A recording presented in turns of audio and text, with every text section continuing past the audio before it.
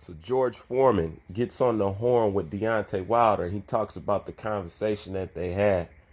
And what George Foreman gets with his conversation with Deontay Wilder in a nutshell is that Deontay Wilder is a sensitive man. And what I got to say to George Foreman is like, hell, George, we knew that. That's the problem. That sensitivity part that you was hearing in your phone conversation, that's the problem. And George Foreman goes on to say that, he'll do better in the rematch. And not only could he have won the rematch with Tyson Fury, he could have done it easily. You know what I'm saying? So he said he's going to do it easily this time. And my thing about that is I don't know why George is lying to that boy. You know what I'm saying? And I love George, but I don't know why George is lying to him, because at first you say this man is sensitive. And George Foreman is well aware that boxing is a mental game first and foremost. Everybody knows that. For all the great trainers know that. From Emmanuel Stewart right on down to Customato. Everybody knows it's the mind first. It's the mind first. Deontay Wilder is mentally weak. You know what I'm saying? George Foreman just described the problem with Deontay Wilder and his fan base. Sensitive. Like most fanboys are, sensitive. You know what I'm saying? But Deontay Wilder is definitely a sensitive, jealous dude. I said it in the very beginning when I first started doing this stuff. He has a feminine energy. He pushes off and he runs off a feminine energy. Like I said, Deontay Wilder ain't been the same since Anthony Joshua beat Vladimir Klitschko. He morphed into somebody totally else. And then you seen his panties come down, and I've always have known Deontay Wilder was extremely sensitive. I'm gonna tell you guys something. I actually held back. You know how a lot of people was like, "Oh, Bruce, you go hard on Deontay Wilder and stuff like that." People always accuse me of going hard on their fighters and whatever and whatnot. But what people don't see about me is I actually have a restraint, and I actually do care. I know I come across like real harsh, you know what I'm saying? And I just beat a person down and stuff like that. What people don't notice is even in that process where people think I'm just going ham and stuff like that, even in that process, I'm still holding back. You know what I'm saying? I'm still trying to show some level of respect.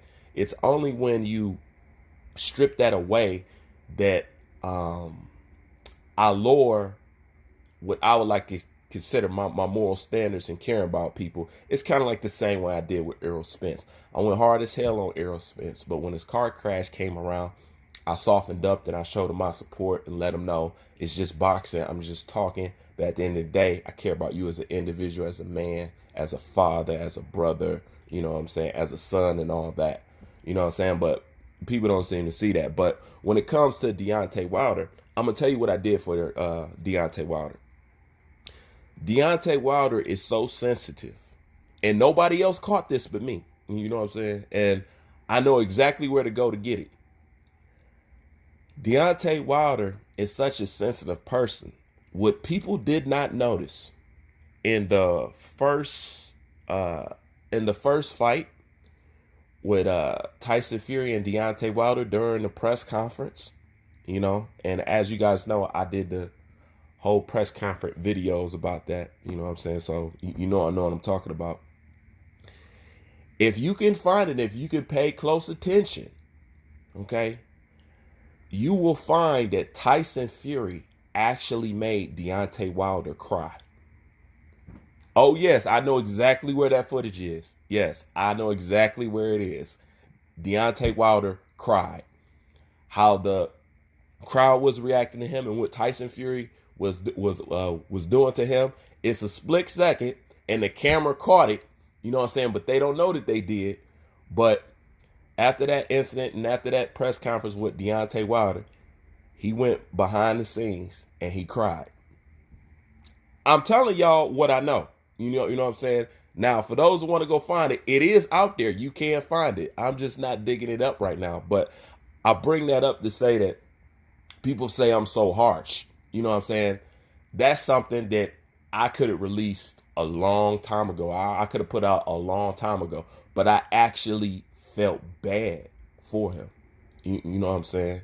Because hear the crackling in his voice and all that when you know what I'm saying, when he's speaking, I was like, even for me, you know what I'm saying, I'm gonna have some kind of decency for this guy. You know what I'm saying? So a lot of people don't know that, because a lot of people are like, man, you going hard as hell on Wilder. You know what I'm saying? Not as hard as I actually could be.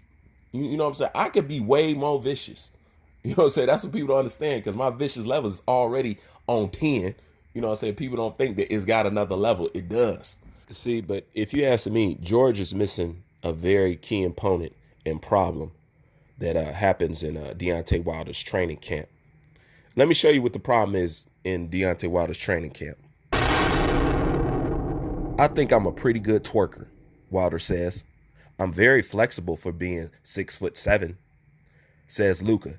He was really popping his booty. His butt faced the door of Luka's studio, and as her boss walked down the narrow hallway to pass them, he was met with Wilder's booty twerking in his face. Ever since then, Luka says the shop has been deemed a no twerk zone. That's your man problem right there. I'm not even playing. That's your man problem right there. If you look every single time, there's two things you're going to notice. Every single time you go watch Deontay Wilder do training camps, whether it's with Ness, the boxing voice, and there's a couple of things you're going to notice. Number one, Deontay Wilder's always laying on his back, getting stretched. You know what I'm saying? Number two, he's always complaining about the workouts and how hard it is and how much he hates training.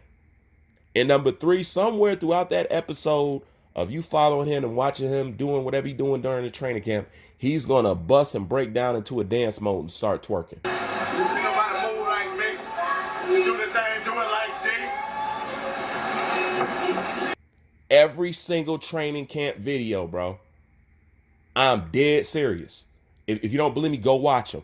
Every training camp video where you see Deontay Wilder training, you're going to see these few things. You're going to see him and JD's acting a damn fool.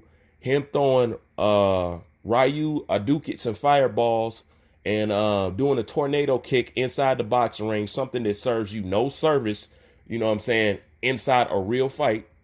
He's going to be laying on his back, getting stretched all the time, you know what I'm saying, getting a rub down.